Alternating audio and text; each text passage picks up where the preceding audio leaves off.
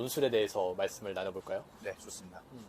그 논술하면은 사실 다양한 이야기가 나오긴 하지만 저는 가장 먼저 좀 따져볼 수 있을 게 논술 경쟁률에 대한 이야기들을 좀 해보시면 좋을 것 같아요. 네. 학생들이 너무나 논술을 상대평가로만 생각을 하고 그래서 경쟁률이 높은 것에 대해서 굉장히 많이 좀 불안감을 느끼게 되기 때문에 맞습니다. 그거를 좀 해소하는 게 필요하지 않을까 싶은 생각입니다. 네.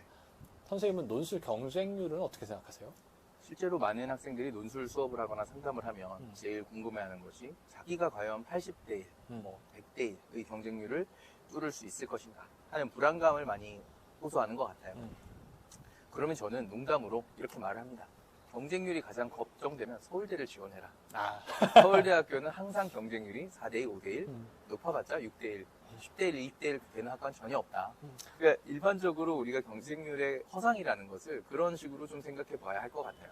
예를 들어 이제 아주 최상위권 대학들의 경우에는 흔히 말하는 허수가 없이 이제 실질적인 합격 가능권에 어느 정도 근접한 학생들이 많이 지원하는 반면 논술 같은 경우는 6개의 카드를 되게 편한 마음으로 지원하는 학생들도 많고 사실상 준비가 덜 된 학생들도 많이 있기 때문에 저희가 흔히 허수라고 표현하는 그 숫자를 감안하지 않을 수 없을 것 같아요. 그래서 대학들이 실제로 발표하는 실질 경쟁률, 수능 최저 등급 조건을 만족하는 실질 경쟁률은 일반적으로 뭐 15대1, 20대1 정도를 넘지 않는 것으로 봐야 맞지 않을까 싶습니다.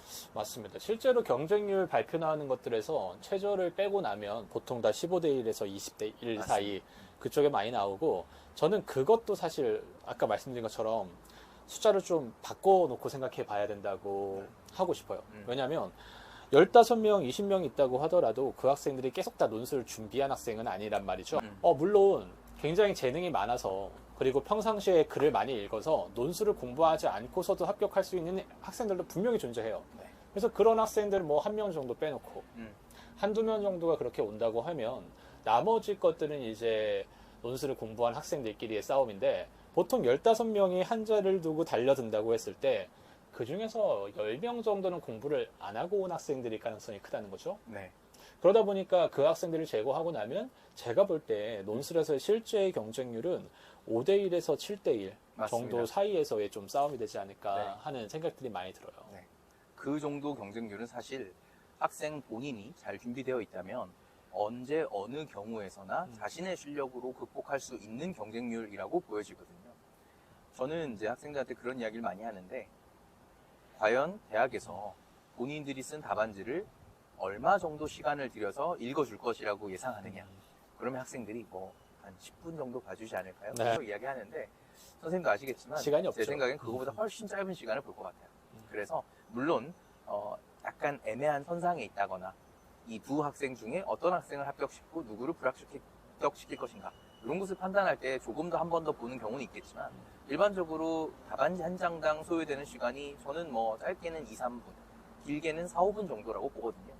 왜냐하면 어차피 동일한 문제에 대해서 어느 정도의 답변이 정해져 있는 상황을 가정하고 채점을 하는 것이기 때문에 일반적으로 학생이 합격권에 있다 혹은 합격권으로부터 매우 멀다 라는 것을 판단하는 것은 그렇게 어렵지 않습니다. 그렇죠. 네. 그리고 그런 정도의 경쟁력을 갖춘 학생들이 10명 중에 한두 명, 두세 명 정도라면 아까 선생님 말씀해 주신 것처럼 7대1, 8대1 혹은 한 10대1 정도의 경쟁률은 결코 두려워하거나 운에 의해서 결정된다라고 말할 수 없는 경쟁률이겠죠. 저는 그래서 오히려 논술은 이렇게 얘기하고 싶어요. 상대평가의 시험이 아니라 절대평가의 시험이다. 네. 그래서 요구한 문제에 대해서 답을 제대로 썼다면 합격이 되고 맞습니다. 그게 제대로 쓰지 않았다면 합격이 안 되고 맞습니다. 결국에는 요 싸움인 것 같아서 얼마나 경쟁률이 낮은 데를 지원을 할까 이런 고민을 하기보다 논술이야말로 진짜 내가 열심히 준비해놓고 내가 가고 싶은 학교 그 중에서도 내가 가고 싶은 학과 이런 것들을 선택하는 게 더 좋은 선택이 되지 않을까 그런 생각들을 좀 많이 해요. 네. 그래서 어쩌면 학생들이 많이 고민하는 그 대학 논술에 수학이 나오느냐 안 나오느냐 전년도 경쟁률이 높았느냐 낮았느냐 이런 것들에 앞서 먼저 자신의 논술 실력을 일정 수준 이상 꾸준히 좋은 답안을 낼 수 있는 수준을 마련해 놓는 것이 된다면 그 외의 원서에 대한 전략이나 지원 대학을 어떻게 구성할 것인지 하는 것들은 이제 6월 모의고사라든지 9월 모의고사와 같은 그런 다양한 레퍼런스들을 참고해 가며 결정해도 늦지 않을 것 같다. 또 학교별 유형에 대해서도 그렇게 큰 고민을 하기보다는 자신의 실력을 지금 시점에서 확충하는 것이 먼저다라고 이야기를 하고 싶네요. 맞아요. 근데 거기에서 좀 저는 조심하라고 하고 싶은 과가 있기는 합니다. 네, 국어국문학과. 맞습니다. 거기는 원래 국어를 좋아하는 학생들이 많이 오기 때문에 네. 보통 데이터를 봐도 딴 데보다는 논술 평균이 조금 높더라고요. 그 다음에 미디어 관련 학과, 요즘에 학생들이 워낙 좋아하니까, 네. 그리고 심리학과, 요 학과들 정도는 약간은 좀 고민해 볼 수가 있겠지만, 나머지 학과들은 결국엔 좀 전략적인 선택보다는 자기가 가고 싶은 학과를 선택하는 것. 그것이 더 나은 선택이 될 수도 있지 않을까 싶어요. 지금 말씀하신 학과들의 합격생들을 봤을 때 어떤 특징이 있는가를 보자면 이 친구들의 답변은 아주 정형화된 잘 쓴 글의 경우도 물론 있겠지만 조금은 개성이 묻어나고 자신의 평소의 글솜씨 혹은 평소의 독서에서의 우러나는 어떤 생각의 깊이 등을 좀 더 보여주는 경우의 합격생들이 많지 않았나 싶어요. 절대적이라고 할 수 없지만 논술이라고 하는 어떤 시험의 특성과 본인의 평소 글쓰기 실력이 조금은 더 결합된 학과들이 아닌가.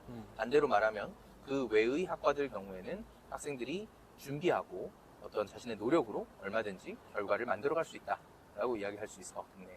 사실 뒤에 말해보고 싶은 게 계열별의 차이, 왜냐하면 계열별로 나오는 지문의 차이도 조금 있는 맞습니다. 경우도 있어서 내가 도표가 더 잘 맞느냐 혹은 문학 제시문이 더 맞느냐 이런 부분에 있어서의 구분도 필요하기 때문에 그거는 한 번 정도 더 이야기를 해봐도 좋을 것 같아요.